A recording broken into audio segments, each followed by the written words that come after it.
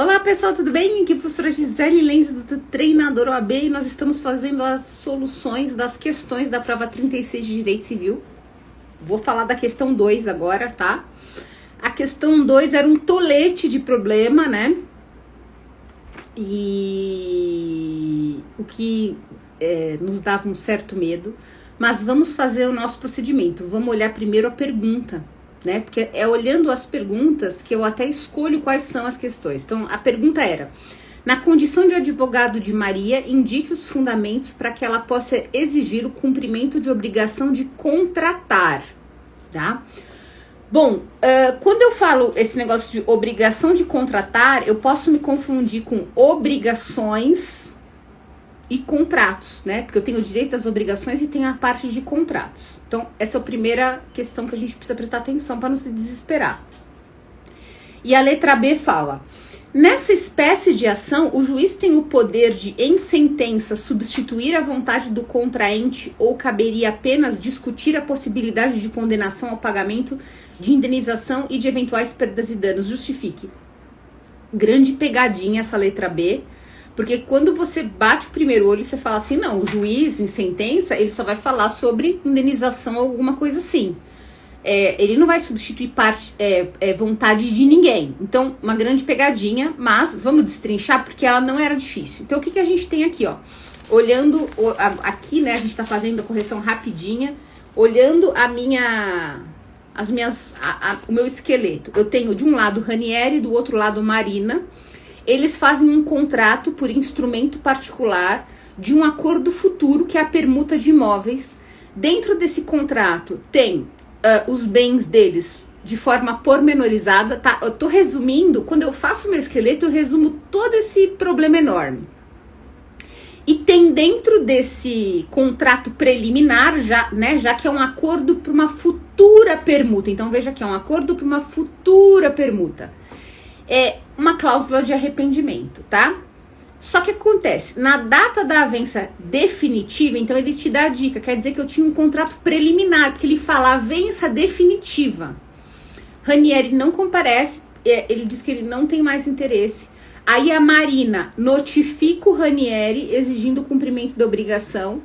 Ele contra-notifica ela, mantendo sua posição e alegando que não é obrigado a nada, ele não é obrigado a nada, por liberdade contratual, que o contrato tem um vício porque não foi feito por escritura pública e que não existe perdas e danos porque não teve prejuízo para ninguém. O que a Marina faz? Faz uma petição inicial, né? Entra com a ação, como assim ela disse, na notificação, e ele contesta com os mesmos fundamentos. E aí vem a primeira pergunta, né? De novo. Na condição de advogado, indica os fundamentos para que ela possa exigir o cumprimento da obrigação de contratar. Olha como a gente fica, né? Obrigação e contratar. Eu fui em contrato primeiro, então eu vou com você. Vai lá no seu CC e procura contrato. E a canaleta do contrato é grande porque a gente tem todos os tipos de contrato, tá? Eu vou na letra C, acho contrato, MN, contrato, e ele me remete do 421 ao 853, tá? 421 a 853. Quando eu leio a canaleta, eu acho alguns pontos que podem me ajudar. Um deles é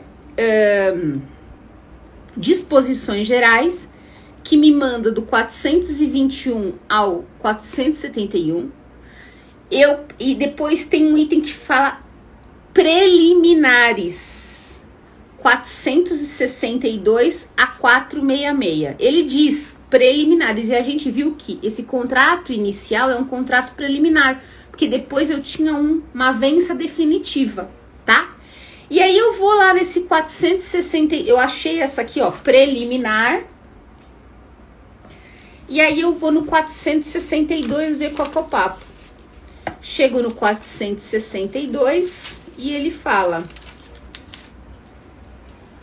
Na cabeça do 462 ele fala do contrato preliminar. Opa, então eu tô no lugar certo. Aí ele fala: o contrato preliminar, exceto quanto à forma, deve conter todos os requisitos essenciais ao contrato a ser celebrado.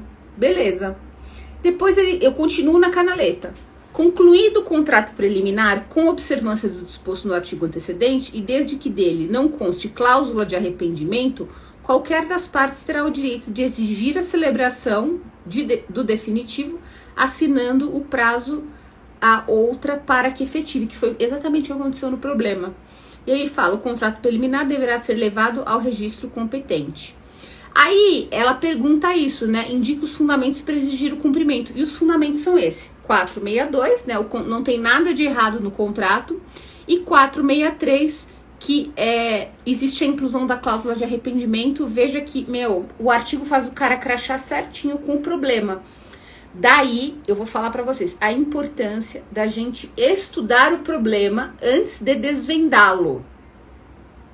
Não é perda de tempo, é ganho de tempo. Porque quando eu faço essa minha espinha aqui que eu mostro pra vocês, hoje eu estou mostrando os astrais só pra tirar o desencargo de consciência de quem fez, eu percebo, meu cérebro percebe as palavras que estão no problema e que batem com o artigo. E aí, maravilha. Aí a segunda era, na hipótese da ação, nessa espécie de ação, o juiz tem o poder de, em sentença, substituir a vontade do contraente ou caberia apenas discutir a condenação de execução? Olha que loucura, gente. Não, assim, como aluna, eu não gostei, porque eu acho que nem todo aluno vai até o fim, porque vocês estão com pressa, mas a gente tem uma canaleta do contrato preliminar, uma canaleta, literalmente. A gente usou 462 e 463. Se eu continuar lendo a canaleta, que é pequena, ela fala assim, ó. 464. Esgotado o prazo, poderá o juiz, a pedido do interessado, suprir a vontade da parte inadimplente, conferindo caráter definitivo ao contrato preliminar, salvo se isso se opuser à natureza da obrigação. E aí, na letra B, eu chego no artigo 464, que estava logo embaixo dos primeiros. Eu acho que o examinador até falou, nossa, eu vou dar de presente para os alunos. Mas eu não sei se todos os alunos leram a canaleta inteira, né? E aí eu continuo lendo a canaleta e ele diz, se o estipulante não der execução ao contrato preliminar, poderá a outra parte considerá-lo desfeito, piriri, pororó. Qual era o artigo que eles queriam? 464 ou 465, né? Se o estipulante não der execução ao contrato preliminar, poderá a outra parte considerá-lo desfeito. Então a justificativa era 464, 465. A mesma canaleta que eu usei na letra A é a da letra B, tá? E aí ele ainda coloca um artigo 501, porque quando você lê essa pergunta, você acha que é totalmente processual. Por isso que eu achei bem pegadinha, sabe, gente? Porque quando você lê a pergunta, ela te remete direto para o CPC. Mas não, a resposta dela estava na canaleta do contrato preliminar, a letra B. Mas, como eles colocaram 501, né? Eu também, se lesse a letra B, eu iria direto para quê? Sentença, que a gente já fez em outros pontos. Falei na nossa live de apostas, eu disse que a mulher nova lá, a examinadora nova, gostava de negócio de sentença, execução de sentença. Eu falei, e dito e feito, tá vendo? Isso é análise, gente, análise. Então eu vou lá no meu CPC